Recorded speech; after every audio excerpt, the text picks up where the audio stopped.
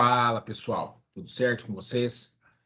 Vamos aqui iniciar a nossa revisão de prova de Direito Coletivo do Trabalho. A prova será aplicada no dia 25, sexta-feira.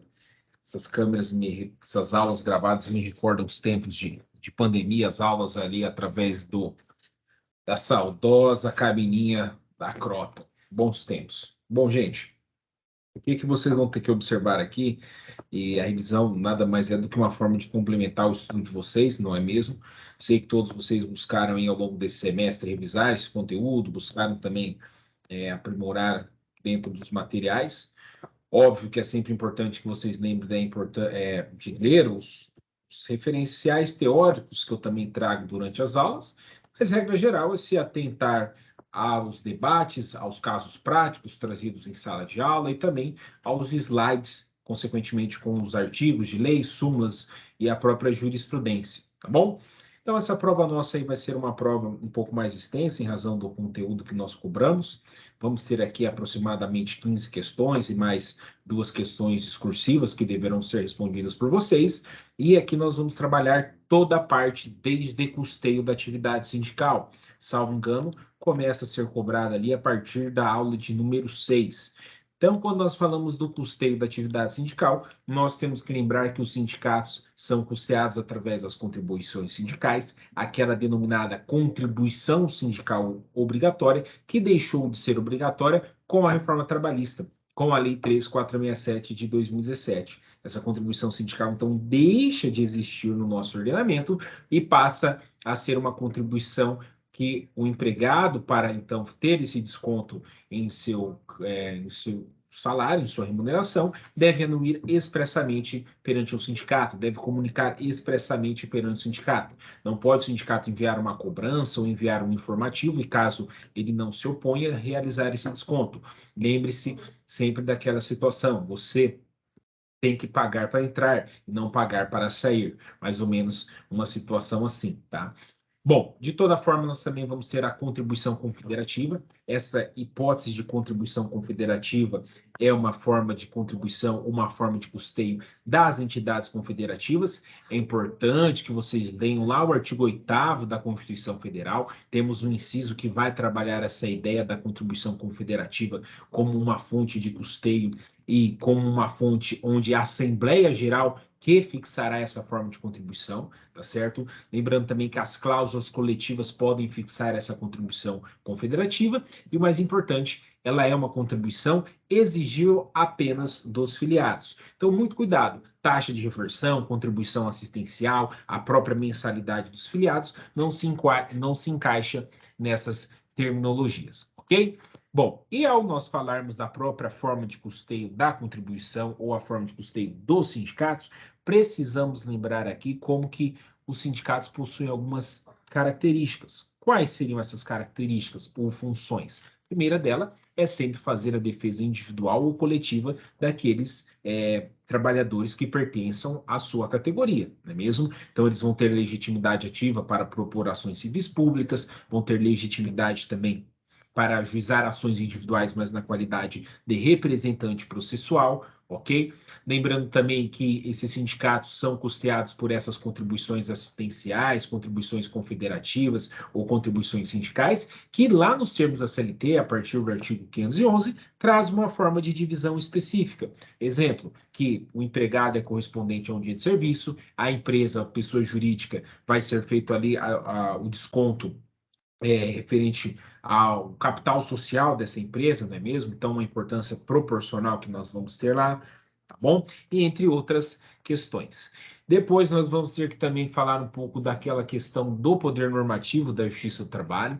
Não se esqueçam que o poder normativo da Justiça do Trabalho é aquele poder que mudou ou que sofreu uma alteração muito significativa com a emenda constitucional 45 de 2004, ou seja, a Justiça do Trabalho deixa de criar normas e passa a intermediar ou passa também somente a julgar esses dissídios coletivos dos quais, para serem ajuizados, devem deter aquele requisito já sufragado, já pacificado pelo Supremo Tribunal Federal, denominado comum acordo. Então, nós temos que ter o comum acordo aqui para ter esse dissídio coletivo instaurado, mas não são para todos os dissídios coletivos, como no caso o dissídio de greve, ou no caso o dissídio de natureza jurídica, tá bom?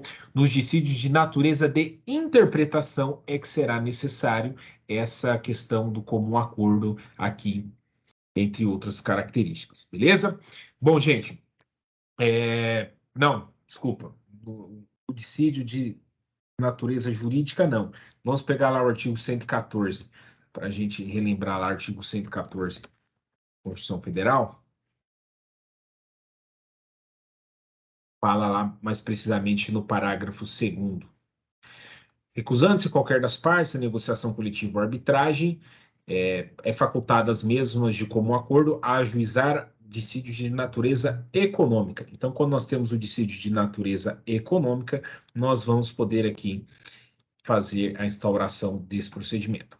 Fala, Lucas. Temos aí um guerreiro que veio acompanhar a nossa revisão, mas pode ficar tranquilo, tá, Lucas, que eu tô falando aqui e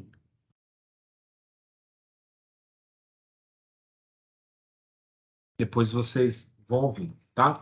Então, ao nós falarmos do dissídio coletivo, o comum acordo é necessário e nos termos do artigo 114, parágrafo 2º, ele é cabível para aqueles dissídios de natureza econômica nos termos do 114, parágrafo 2º, ok? Bom, e ainda ao nós tratarmos dos dissídios coletivos, nós temos que lembrar dessa competência da Justiça do Trabalho e da importância, então, da inexcusabilidade ou da obrigatoriedade da negociação coletiva. Antes de instaurar o dissídio coletivo, você deve tentar a negociação entre essas partes e após a recusa delas, aí sim você já tem um elemento possível para ajuizar o dissídio coletivo, ok? E depois, ao nós falarmos também dessas questões coletivas, nós temos que lembrar também de alguns institutos. Sempre importante vocês darem uma lida lá na questão da prevalência do negociado sobre o legislado, estudar as características de quando o artigo 611 pode trazer hipótese de negociação, direitos que, em hipótese alguma, podem ser negociados nos termos do artigo 611b, tá? Importante lembrar também a questão da vedação à ultratividade da norma coletiva.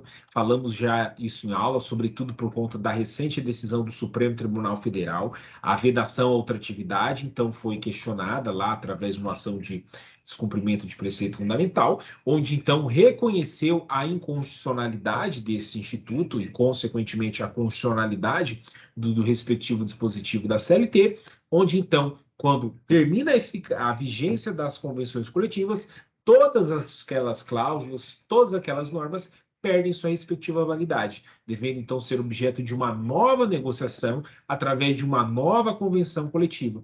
Antes da reforma trabalhista, nós tínhamos aquela questão da teoria do conglobamento, entre outras discussões que o próprio Maurício Godinho Delgado traz na sua obra, mas que hoje, então, nós temos o entendimento da vedação à ultratividade da norma coletiva, tá bom?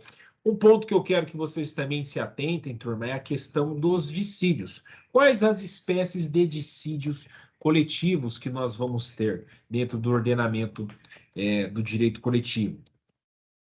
Temos que entender lá a diferença do dissídio de natureza econômica, o conceito do dissídio de revisão, o conceito do dissídio originário, ou seja, aquele dissídio que tem intenção de estabelecer normas, estabelecer ali condições de trabalho. Vamos ter o dissídio de natureza jurídica também e os dissídios de greve, que, consequentemente, ao reconhecerem aquela validade ou invalidade, licitude ou ilicitude da greve, podem também apresentar consequências jurídicas, tá bom? Então, vejam, quando eu falo de dissídio originário, quando eu falo de dissídio coletivo de natureza econômica, quando eu falo de dissídio coletivo de natureza de greve, eu estou falando aqui de dissídios que pretendem aqui a revisão da norma coletiva, que pretende aqui a instauração de uma norma coletiva. Então, por isso que quando não tem uma norma coletiva anteriormente, eu, através de um dissídio originário, instauro aqui, então, uma nova coletiva, tá certo? Temos ainda autores que vão trazer aquela ideia do dissídio coletivo de greve como um dissídio de natureza mista, ou porque, afinal, se eu reconheço a validade daquela greve, eu tenho a natureza declaratória, mas ao mesmo tempo eu posso ter uma decisão aqui que vai impor direitos e obrigações a serem respeitados e a serem cumpridos naquela relação de trabalho ou naquela relação de emprego, tá bom? Bom, e além de toda essa questão, de todos os conceitos que envolvem os dissídios coletivos, também vamos ter uma questão lá, também vamos tentar entender um pouco mais sobre a possibilidade ou o campo de atuação dos instrumentos coletivos. Vamos lembrar que quando nós falamos de convênios coletivos, em sentido lato e à luz da própria Organização Internacional do Trabalho, nós vamos ter as espécies. Vamos ter as convenções coletivas, vamos ter os acordos coletivos, convenções coletivas, então, negociações realizadas entre sindicato da empresa com o sindicato dos empregados, você tem uma participação mais abrangente ali, dentro daquela estrutura sindical que nós trabalhamos no semestre passado. Então, você tem lá aquela estrutura sindical dos sindicatos na base, das federações e das confederações, sindicato sempre limitado a pelo menos um município, ou, regra geral, dentro de uma mesma região metropolitana. Já o acordo coletivo já é algo um pouco mais restrito. Você tem uma situação onde um sindicato obreiro negocia diretamente com aquela empresa para trazer ali as hipóteses de negociação ou aquelas funções que o sindicato pode exercer, tá bom?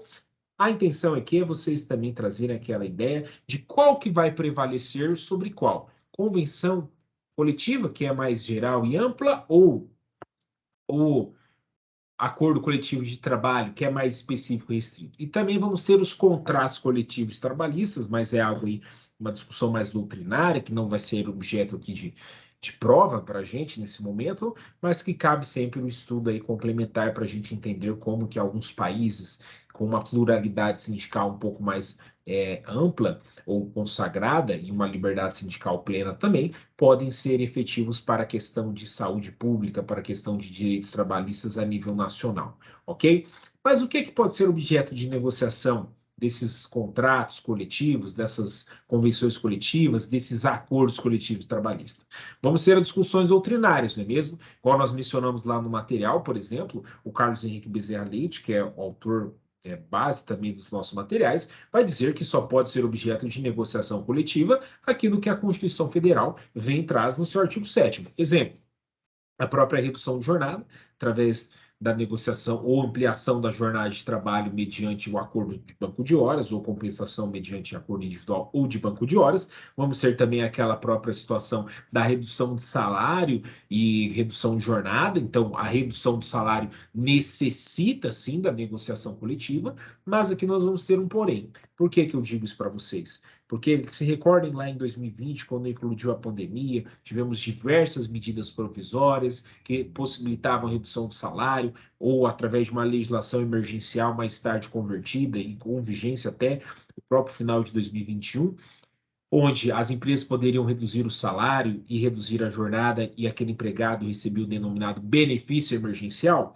Então, hoje isso já não está mais vigente, até por conta do estado de calamidade pública que deixou de vigorar no nosso território nacional, mas, de toda forma, precisamos se atentar à questão que, se eu quiser hoje reduzir o salário de um empregado por um simples aditivo contratual ou por uma simples negociação individual, sem a presença do sindicato, não será possível. Tá bom? Então, vocês vão ter que observar aqui as possibilidades e objetos que podem ser negociados através da negociação coletiva, seja por CCT ou seja por ACT, e quais dessas negociações precisam ter a participação do sindicato, ou se a participação do sindicato passa a ser obrigatória. Beleza? Bom, e ainda dando continuidade nessa questão da convenção coletiva, do acordo coletivo, nós precisamos entender quais são as cláusulas que podem ser reconhecidas como nulas e quais as convenções coletivas que podem ser também objeto de invalidade. Porque, vejam bem, o artigo 611-A, quando traz aquela ideia do negociado sobre o legislado por força da reforma trabalhista, deixou de forma específica redução de salário, pode ser redução de jornada de trabalho, redução de intervalo. Lembramos lá que a redução de intervalo é possível mediante um acordo, uma convenção coletiva, porém deve respeitar um limite legal de 30 minutos. Então, se o cara quiser por 20, 15, 10, ainda que seja mediante a participação dos sindicatos, isso é inválido e, consequentemente, ilícito e nulo, tá bom? Então, essa cláusula específica pode ser tida como nula. Vamos aqui nos atentar sempre a essas situações, porque muitas vezes uma convenção coletiva pode trazer cláusulas anuláveis, pode trazer também cláusulas que são inválidas, tá certo? E nós vamos ter aqui também uma cláusula que, ao ser reconhecida através de uma ação própria como nula, as demais cláusulas ou os demais instrumentos coletivos vão ter validade, vão ter eficácia no mundo jurídico ou dentro daquela autonomia coletiva ou autonomia privada coletiva, tá bom? Depois, é sempre importante vocês darem uma lembrada, estudarem um pouco mais sobre a própria questão da lei de greve, quando nós temos lá a Lei 7.783, de 1989. A greve, ela passa ou já passou por 3 momentos aqui no nosso território brasileiro. Quero que vocês dêem uma estudada, inclusive para tentar discorrer sobre esses momentos que a greve já teve ou já foi vista em nosso momento brasileiro, seja como um direito, seja como uma liberdade ou seja como um delito. Isso é importante porque a greve é intrínseca ao próprio direito do trabalho. A greve trata-se de uma fonte, então, material de direito do trabalho, seja porque também envolve a própria questão de autonomia das partes em tentar exercer essa autotutela entre elas, mas ela tem um significado que vai muito além de ficar discutindo questões de melhores condições de trabalho ou não. Igual nós até trouxemos na aula, a greve é um fato social. Esse fato social, ao ser regulado pelo Estado, apara ali as arestas e também apara ali quaisquer circunstâncias que sejam libertárias, que sejam anarquistas e tudo mais. Mas é claro que a nossa prova vai ter um recorte especificamente jurídico. A nossa intenção aqui, ainda que seja importante para o estudo de vocês, mas é entender como que funciona a lei de greve dentro do nosso ordenamento jurídico, tá certo? E como que ela então funciona? Bom, sabemos que ela está lá no artigo 9º da Constituição Federal, quando você pega lá a seguinte redação que fala: é assegurado o direito de greve, competindo aos trabalhadores decidir sobre a oportunidade de exercê-lo e sobre os interesses que devam por meio defender. Então, traz o parágrafo primeiro que como esse direito de greve vai ser regulado, vai ser observado pela legislação complementar. Então, a Lei 7.783 de 1989 veio para definir o que seria serviço essencial, o que seria uma atividade inadiável. Vamos tentar entender essa diferença também de serviços essenciais. Serviços essenciais são aqueles que constam de forma taxativa lá na lei. É claro que nós temos também situações discutíveis, como, por exemplo, meu serviço não se enquadra como um serviço essencial, mas ele depende daquele serviço essencial para que eu preste esses serviços. Ou aquele serviço essencial depende de um outro serviço que não é tido como essencial para consagrar as suas atividades, para consagrar sua prestação de serviços. Mas vejam sempre aquela questão do artigo 3º, artigo 5º e artigo 10 e 11 da Lei de Greve, para vocês entenderem ali quais são as atividades que podem enquadrar-se no conceito de serviço essencial ou de atividade essencial. Mas falar de greve, nós estamos falando então de um direito constitucionalmente assegurado. E a Lei 7.783, ela traz a possibilidade da greve para os servidores do âmbito privado. Mas os servidores do âmbito público, servidores públicos, podem fazer greve? Existe uma legislação específica que trata esse direito deles? E aí? Não? Não, gente. Até porque nós só viemos ter aqui uma regulamentação através do próprio Poder Judiciário, através de alguns mandados de injunção que foram impetrados no ano de 2007, 2008, e um pouco antes, na realidade, e que só foram ter seu julgamento ali no meio dos anos 2000, mas que de toda meio dos anos 2000 é boa, não, nos anos de 2007 e 2008, mas que de toda forma é possível e elastece esse direito da greve do servidor privado para o servidor público, tá bom? Mas todos os servidores públicos podem fazer greve, os militares, policiais militares, bombeiros militares, policiais civis. A Constituição não vede expressamente os policiais civis. Então, tecnicamente, eles não teriam esse direito à liberdade, esse direito à manifestação, essa liberdade de reunião, em exercer, em buscar a melhor solução dos seus conflitos? Como que o Supremo Tribunal Federal já decidiu essa questão? Temos que lembrar que quando nós fazemos uma interpretação análoga lá do artigo 142 da Constituição Federal, acho que está no artigo 2º, artigo 3º ali, nós também vamos ter que elastecer essa impossibilidade de greve dos servidores militares também para os policiais civis. Por quê? Nós temos aqui a necessidade de proteger ou de fazer prevalecer o interesse público, o interesse social. Qualquer greve realizada por alguma dessas categorias é motim. Isso deve ser punido veementemente pelo Estado. Claro que se aquele profissional quiser exercer sua liberdade de expressão, ele pode comparecer em uma manifestação pacífica, contanto que não esteja fardado ou representando ali a corporação, e é por isso que as próprias associações ali dessas entidades costumam exercer essa livre manifestação através de seus entes representativos, o que não confunde-se com os sindicatos. Muita atenção em relação a isso, tá bom? Bom, e é sempre importante trazer aqui uma dor de cabeça para vocês em relação à questão do prazo de validade das convenções coletivas. Temos que lembrar que tanto uma convenção coletiva ou um acordo coletivo terá uma validade máxima de 2 anos. Mas e se eu quiser fixar um prazo de 4, 5 anos, eu posso fazer esse prazo de vigência? Ou se eu não fizer, posso denunciar então para que seja cumprido? Ok? Então, vamos nos atentar também ao prazo de validade das convenções e acordos coletivos. Tá.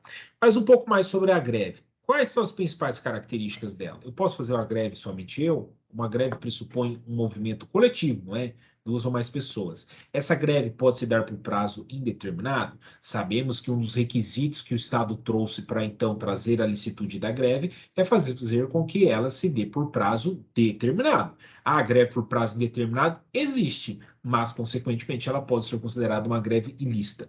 Lembramos também dos prazos que essas greves devem nos apresentar, necessidade de comunicação prévia, necessidade de tentativa de acordo, a comunicação prévia para serviços e atividades essenciais se dará ali para um prazo mínimo de 72 horas. Deve ter a comunicação em jornal de grande circulação, deve ter a comunicação dos meios de imprensa oficiais, entre outros. Já para as demais atividades ou serviços, essa comunicação pode se dar no prazo de 48 horas. A partir do momento que você desrespeita qualquer requisito, qualquer situação da lei de greve, você tem uma greve tida como ilícita, onde pode, então, um dissídio coletivo de greve ser ajuizado para reconhecer. Pode também uma empresa exercer seu direito de reintegração de posse, seu direito de interdito proibitório, querer fazer, então, valer o cumprimento dessa lei, inclusive aplicando sanções para esses empregados, como, por exemplo, dispensa por justa causa, desconto salarial, tudo mais. E por falar em questões que envolvam o contrato de trabalho propriamente dito, estamos falando aqui de circunstâncias onde nós teremos o quê? Uma hipótese de suspensão do contrato de trabalho. Todavia, podem as partes convencionarem que isso se tratará como uma hipótese de interrupção do contrato de trabalho, onde haverá pagamento de salários e tudo mais. Não se esqueçam, o fato de eu estar participando de uma greve não quer dizer que o empregador possa descontar os meus direitos trabalhistas. Eu só não vou receber os meus salários porque eu tenho aqui uma questão de suspensão do contrato de trabalho. Posso aplicar a dispensa por justa causa? Pode, se ele pratica atos violentos, se ele pratica atos ali de perturbação, coação de outros funcionários e tudo mais, o direito ao ir e vir deve ser respeitado. E o limite das atividades essenciais, ao menos 30%, tá bom? E lembrando ainda que a greve ela pode ter algumas formas, as suas formas típicas, que são aquelas mais conhecidas, paralisação total, paralisação parcial, não é? Pode ser dividida quanto à sua extensão ainda, prazo determinado, prazo indeterminado, todo aquele setor da empresa, toda aquela empresa, tá? Vamos ter as greves atípicas, que daí seriam aquelas greves de zelo, greves de mala, onde as empresas os empregados deixam de cobrar tarifas, onde aqueles empregados procrastinam ainda mais no local de trabalho ou tentam trabalhar de forma extremamente perfeccionista ao ponto de prejudicar a linha de produção daquela empresa, tá bom? Enfim, isso que nós temos que estudar a partir dos conceitos de greves típicas e greves atípicas, tá? E depois a greve ela passa por dois procedimentos. Passa por um procedimento preparatório e passa por um procedimento de desenvolvimento. Esse procedimento preparatório vai estar lá no artigo 3º, artigo 4º, que fala de comunicação prévia, que fala da tentativa de negociação. Aí, na falta de entidade sindical, você pode convocar a federação, confederação, ou até talvez o próprio ou a própria comissão de representante de empregados no âmbito da empresa, tá bom? E essa fase de desenvolvimento tem que observar alguns requisitos, tem que observar alguns elementos, como por exemplo, o respeito à liberdade de ir e vir, a questão da ausência de cooptação desses empregados, como também que, se no caso esses empregados quiserem trabalhar, mesmo que sejam denominados como furagreves, isso não lhe pode ser proibido, tá bom? Então, esse fechamento provisório ali também tem limites. E por falar em fechamento provisório, o que eu pergunto para vocês, e que vai ter uma questão específica, vai se dar sobre a hipótese de lockout, ou lockout, ou greve dos empregadores. Isso é juridicamente lícito? A CLT autoriza isso? Isso não se trata de uma hipótese de crimes contra o trabalho? O que vocês acham? Temos aqui um tema bem interessante, principalmente nesse momento aí de divergências políticas que nós estamos presenciando. Esse fechamento provisório por iniciativa do empregador, ele não é uma medida lícita, tá bom? Então, se o empregador determina que os empregados não adentrem na empresa, ou que não há qualquer tipo de trabalho, ou que esse empregador inviabilize a produção do seu da sua empresa, da sua atividade econômica, ele está aqui, então, cometendo um crime, e é claro que tudo isso tem que ser observado, os requisitos, taxatividade, tem que observar também a proporcionalidade, enfim. E quem que é competente para processar e julgar isso? A própria Justiça do Trabalho. Só que essa discussão de competência, nós vamos ter algumas discussões interessantes, como, por exemplo, o interdito ou a reintegração desses empregados será objeto da Justiça do Trabalho. Aquele crime praticado pelo empregador será objeto da Justiça Federal, porque crimes contra a ordem do trabalho é de competência da Justiça Federal. Bom, e por fim, temos que nos atentar também a algumas outras características sobre a greve, aquela questão de que quando aqueles empregados não deixam os outros empregados a irem ou fecham a empresa, não deixam o empregador entrar na empresa, nós temos aqui a possibilidade de entrar com uma ação de natureza de procedimento especial, uma ação que vai ser objeto de discussão e de competência da Justiça do Trabalho. Exatamente. As ações de tutela redibitória, as ações que versam, então, sobre interdito proibitório e também própria reintegração de posse, vai ser objeto, sim, da Justiça do Trabalho. Tá bom? Bom, então aqui nós temos um aparato geral do que vai ser objeto de cobrança. É sempre importante vocês se atentarem, sim, a esses enunciados. Eu fiz questão de deixar alguns artigos de lei no meio da prova, que vocês vão poder confirmar com o dispositivo da CLT. Também muitos dos textos aqui cobrados já estão na própria redação do nosso texto normativo, seja na CLT, seja na Constituição Federal, seja através de OJs e súmulas, tá bom? Então, até se me permitem agora, eu vou compartilhar aqui com vocês para a gente bater um pouco sobre essa estrutura da prova que eu estou mostrando.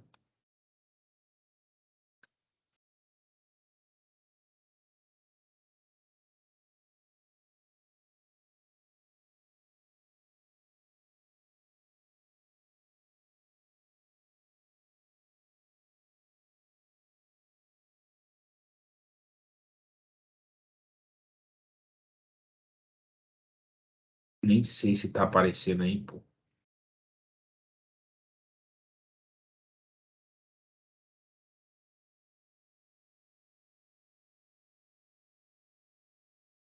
Bom, de qualquer forma, então, a prova vai se dar da seguinte maneira. Gustavo, que está acompanhando aqui.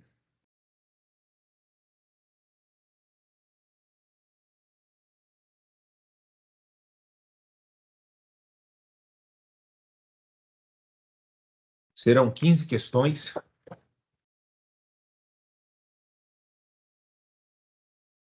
beleza?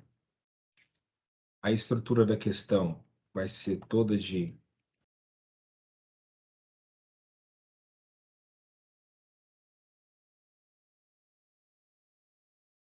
verdadeiro, falso, assinale a alternativa correta, assinale a ordem correta das assertivas, preenchimento de lacunas, colunas.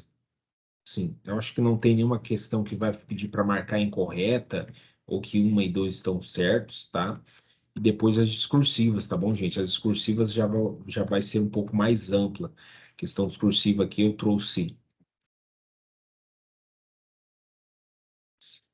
Serão 5 questões discursivas, sendo obrigatório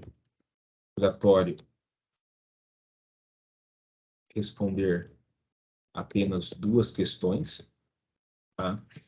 Então, eu tenho questões aqui que vão desde uma maior complexidade como uma menor complexidade, como, por exemplo, princípios do direito coletivo, obrigatoriedade ou inexcusabilidade da negociação coletiva, tá? Coletiva. Vamos ter aqui algumas situações práticas também para tentar entender a comissão de representação dos empregados na empresa, como que ela funciona, como que ela é instituída, como que esses empregados podem ter a estabilidade provisória, se esses empregados podem deliberar e não ter estabilidade provisória. Aqui a democracia liberal em sua máxima essência. É democracia laboral, desculpa. Mas, de toda forma, isso aqui também tem que se atentar aos artigos lá que a CLT vem e traz, tá? É importante nós lembrarmos também sobre contexto histórico da greve no direito brasileiro, ou seja, quais as posições que a greve já teve em nosso ordenamento, tá? Depois, é importante lembrar também daquela pergunta sobre valência do negociado sobre o legislado. Só um minutinho, que eu deixo eu atender aqui.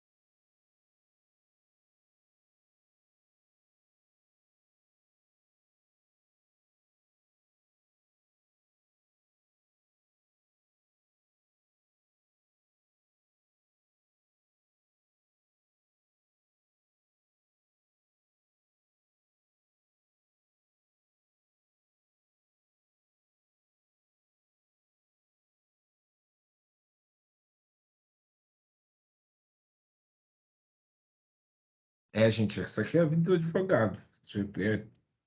Problema atrás de problema.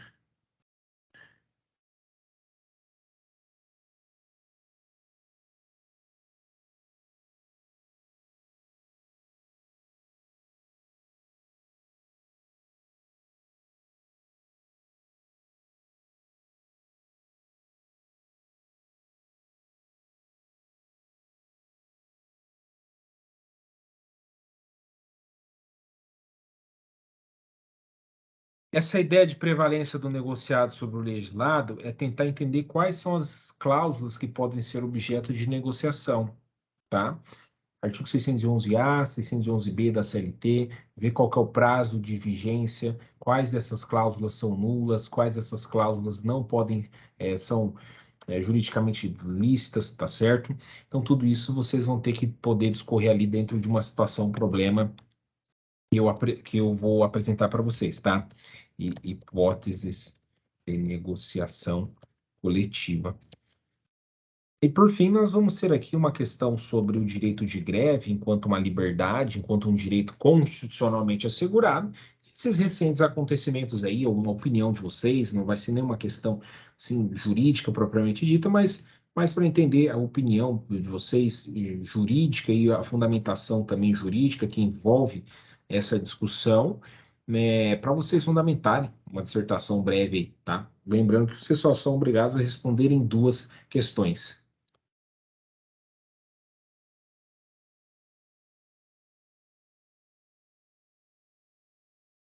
Show de bola? Então, muito obrigado a todos, bons estudos e nos vemos na sexta-feira. Lembrando que todo o conteúdo pode ser consultado mediante apenas o VADMEC com legislação seca, Constituição Federal, Código de Processo Civil, CLT, súmulas do TST, súmulas do STF, orientações jurisprudenciais, etc, etc. Não será admitido códigos comentados, tá bom? E nem colas. Mas é claro que vocês têm que ser muito espertos para conseguir colar comigo, não é mesmo? Forte abraço.